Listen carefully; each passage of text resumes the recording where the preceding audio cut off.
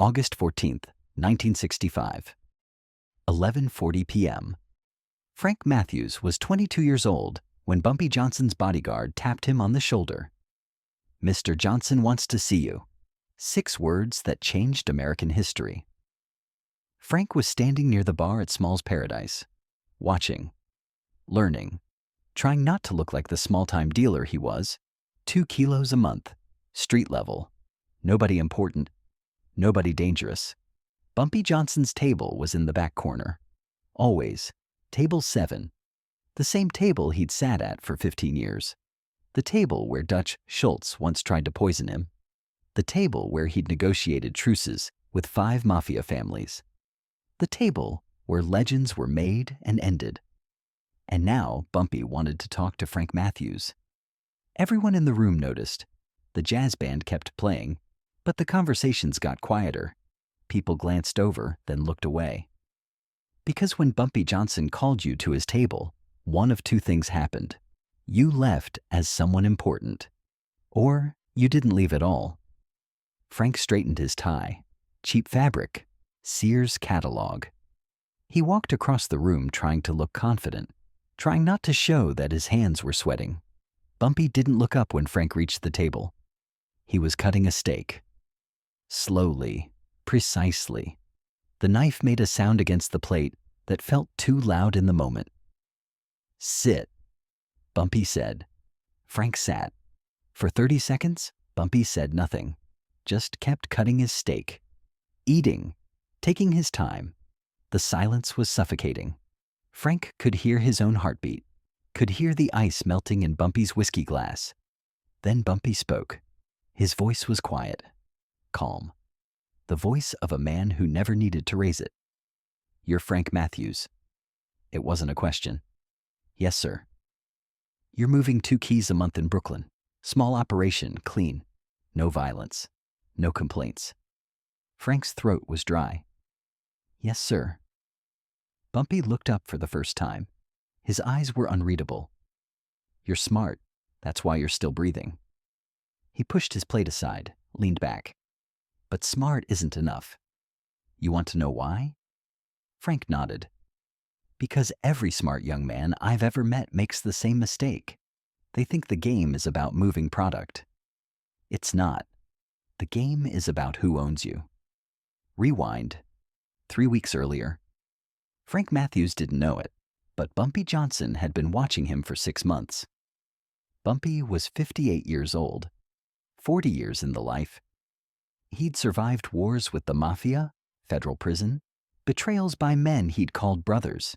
He'd built Harlem's numbers racket from nothing, protected his community when no one else would, made himself untouchable through intelligence, not violence.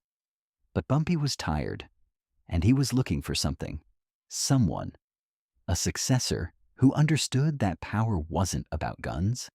It was about strategy, about staying 3 steps ahead, about never becoming anyone's property. He'd been watching Frank because Frank was different. Most young dealers were loud, flashy, stupid. They bought cars they couldn't afford, wore jewelry that drew attention, started beefs over disrespect, died before they turned 25. Frank Matthews was quiet, drove a used Buick, wore decent suits, nothing expensive, paid on time, kept his word, never started trouble, never backed down from it either. That combination was rare, intelligence and backbone. So Bumpy had tested him. 3 weeks ago, he'd sent a collector to Frank's corner, one of Bumpy's own men, disguised as a freelance enforcer. The story was simple. "Bumpy Johnson says you owe him 10% of everything you move in Brooklyn." It was a lie. Bumpy didn't tax small dealers, but Bumpy wanted to see how Frank would react. Most dealers would have done one of 2 things: paid immediately out of fear or refused violently out of pride. Frank Matthews did neither. He'd looked at the collector and said, "I respect Mr. Johnson. If he wants to meet and discuss a partnership, I'm available. But I don't pay taxes to anyone without a conversation first." Then he'd walked away. Calm, respectful, firm. The collector reported back to Bumpy. Bumpy smiled. "Bring him to Smalls," he'd said. "I want to talk to that kid." August 14th, 1965, 11:43 p.m. Back at table 7, Bumpy was still talking. "When I was your age," he said, "the Italians controlled everything. Every number, every corner, every dollar. You know why?" Frank shook his head. "Because black men didn't think big enough. We thought survival. The Italians thought empire." Bumpy poured himself more whiskey. Didn't offer Frank any. This wasn't a social drink. This was a lesson. "So I learned from them, watched them, studied them, and I beat them at their own game." "You know how?" "How?" Frank asked. "I never owed them. Not money, not favors, not loyalty, nothing." Bumpy leaned forward. His voice got quieter. "The second you owe them something, they own you. And once they own you, you never get out. Not alive?" He paused. Let the words sink in. "You can work with them. That's smart. You can negotiate with them. That's business. But you never work for them. Never borrow from them. Never put yourself in debt to them." Frank was listening. Really listening. This wasn't just advice. This was the code. The difference between surviving and thriving. "Right now," Bumpy continued, "you're nobody. Small operation. They don't care about you. But you're smart. And if you're smart, you're going to grow. And when you grow, they're going to notice. And when they notice, they're going to make you an offer." "What kind of offer?" "The kind that sounds good. Partnership, protection, access to their supply, better prices, bigger territory." Bumpy's eyes were locked on Frank's. "And when they make that offer, there's going to be a catch. There's always a catch. They'll want a percentage. Or they'll want you to move their product. Or they'll want you to owe them a favor." He paused. "Say no." The words hung in the air. "Work with them if you want, but keep your own supply, your own routes, your own money. The second you need them, they own you. Remember that." Frank nodded slowly. His mind was racing, processing, understanding. This wasn't just about drugs. This was about power structure, about staying free while operating in a system designed to trap you. Bumpy sat back. The conversation was over. "You can go." Frank stood up, started to walk away. Then Bumpy called after him, quietly, "Frank." Frank turned. "You're going to be somebody. I can see it. Just make sure you're somebody who answers to nobody." Fast forward. September 1971, 6 years later. Frank Matthews was sitting across from 3 Genovese family representatives in a restaurant in Manhattan. The meeting had been building for months. Frank wasn't moving 2 kilos a month anymore. He was moving 200, 21 cities, $15 million a year. The biggest black drug lord in American history. And the Italians had noticed. The man across from him, Matty the horse Agnello, was smiling. But it wasn't a friendly smile. "Frank, you've done good. Real good. But you're operating in our territory. New York, Philly, Jersey. That's commission territory. You understand what I'm saying?"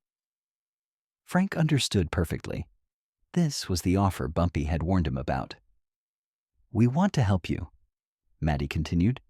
"Protect you. The feds are coming down hard on independent operators. But if you're with us, we can provide cover. Legal help. Political connections." He leaned forward. "All we ask is 25% of gross. And you move through our distribution networks. 25%. And total dependency on their infrastructure." Frank thought about Bumpy, about Table 7, about that August night 6 years ago. Never owe them, never work for them. Frank looked at Matty, calm, respectful, firm. "I appreciate the offer, but I'm going to decline." The room went cold. "You didn't say no to the Genovese family." "You sure about that?" Maddie's smile was gone now. I'm sure, but I'm happy to work with you on specific deals. Fair market rates. No percentage, no control. Maddie stared at him. Frank stared back. Finally, Maddie stood up. You're making a mistake, Frank. Maybe, but it's my mistake to make. The Italians left.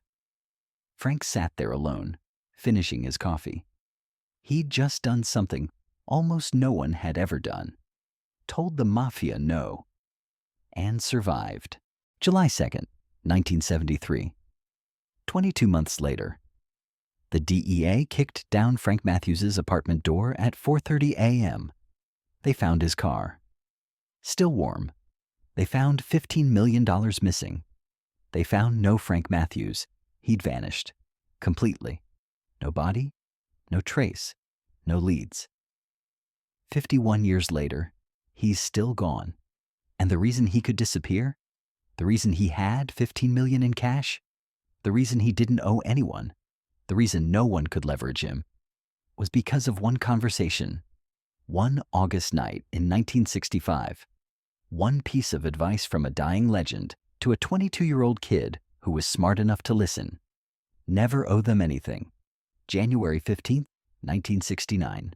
4 years before Frank vanished. Bumpy Johnson died of a heart attack in a restaurant in Harlem. Table 7. The same table where he'd built his empire. He was 62 years old. When word reached Frank Matthews in Brooklyn, Frank stopped what he was doing, told his crew to leave, sat alone in his apartment for 2 hours. They had only met that one time. One conversation.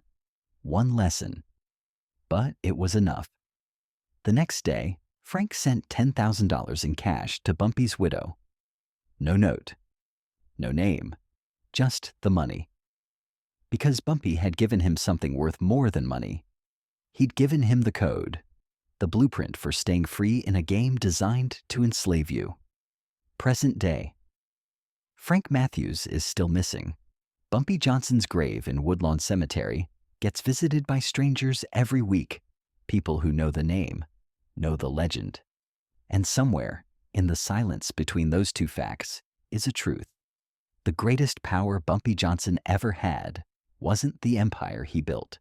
It was the wisdom he passed down. One conversation, one lesson, one young man who listened and disappeared into history, free, unowned, and untouchable. Some lessons last forever. Some men never bow, and some debts are paid in silence.